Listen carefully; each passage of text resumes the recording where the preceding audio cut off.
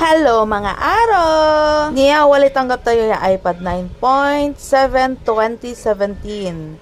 Sa issue 2 ya, Apple logo labatan restarting. Siyempre, si unaan tayong gawa nud saya, in restore tayo unit. Non-error balat! Katon si ginawa tayo, ayan di aliwan si katayo. Si ginawa ng Mr. Kumaraya. Iningatan ton binaklas ta, tapos naganapisi sa touchscreen to.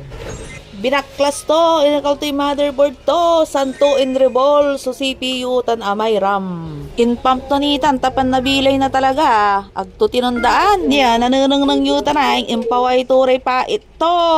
Pait ay ang pait. Pait laman bati ko lang pati atay to, impawapaway to man la.